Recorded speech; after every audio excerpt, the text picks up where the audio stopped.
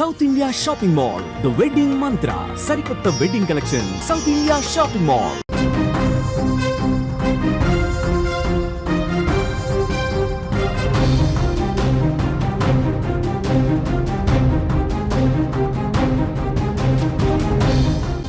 Breaking news చూస్తున్నాం. కేరళ తీరంలో cargo నౌకలో మంటలు చెలరేగినట్లుగా తెలుస్తోంది.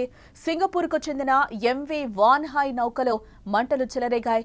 సముద్రంలో పడిపోయిన 20 కంటైనర్లుగా తెలుస్తోంది. ఈ ప్రమాద సమయంలో నౌకలో 40 మంది సిబ్బంది ఉన్నట్లుగా గుర్తించారు. సహాయక చర్యలైతే ముమ్మరంగా కొనసాగుతున్నట్లుగా మనకైతే సమాచారం అందుతోంది. సింగపూర్ పతాకంతో ప్రయాణిస్తున్న ఓ కంటైనర్ షిప్ లో ఇవాళ ఉదయం భారీ పేలుడు చోటు చేసుకున్నట్లుగా తెలుస్తోంది. ఈ ప్రమాద విషయాన్ని రక్షణ శాఖ ప్రతినిధి వెల్లడించారు. ఉదయం 10:30 సమయంలో ఎంవి వాన్హై 503 కేరళ తీరానికి సమీపంలోకి చేరుకుంది. అదే సమయంలో దాని లోపల పెద్ద ఎత్తున పేలుడు సంభవించినట్లుగా తెలుస్తోంది.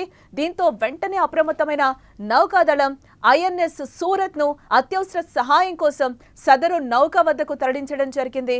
దీంతో పాటు నావల్ స్టేషన్ ఐఎన్ఎస్ గరుడ్ నుంచి డోర్నియర్ విమానంతో ఆ ప్రదేశంలో సహాయక చర్యలు చేపట్టడం జరిగింది. దాదాపు 270 మీటర్ల పొడవు, 12.5 మీటర్ల పొడవున్న ఈ నౌక జూన్ 7న కొలంబో తీరం నుంచి బయలుదేరినట్లుగా సమాచారం. ఇది జూన్ 10వ తేదీ నాటికి ముంబైకి చేరుకోవాల్సింది. ఈలోపే ప్రమాదానికి గురైనట్లుగా తెలుస్తోంది. దాదాపుగా 20 కంటైనర్లు సముద్రంలో పడిపోయినట్లుగా తెలుస్తోంది. ప్రమాద సమయంలో నౌకలో 40 మంది సిబ్బంది ఉన్నట్లుగా అధికారులు గుర్తించడం జరిగింది. ప్రస్తుతం ముమ్మరంగా సహాయక చర్యలైతే కొనసాగుతున్నాయి.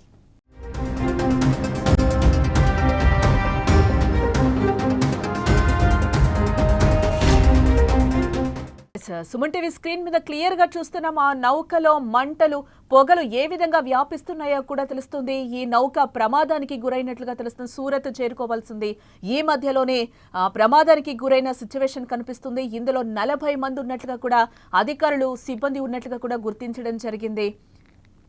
పొగ కూడా ఎంత దట్టంగా అలుముకుందో కూడా మనకి క్లియర్గా స్క్రీన్ మీద కనిపిస్తోంది. ఆ కంటైనర్లో ఒక భారీ శబ్దం అయితే వచ్చినట్లుగా తెలుస్తోంది. అక్కడ భారీ పేలుడైతే సంభవించింది. ఈ నేపథ్యంలోనే అక్కడ ప్రమాదం సంభవించినట్లుగా కూడా మనకి క్లియర్గా విజువల్స్లో కూడా చూస్తున్నాం. ఆ సముద్రంలో ఆ నౌక వెళ్తుంది. అక్కడ భారీ పేలుడు ప్రభావంతోనే అక్కడ పొగ మొత్తం కూడా అలుముకున్నట్లుగా తెలుస్తోంది. ఇందులో మొత్తంగా చూస్తే మన 40 మంది నౌకా సిబ్బంది ఉన్నట్లుగా కూడా అధికారులు గుర్తించారు.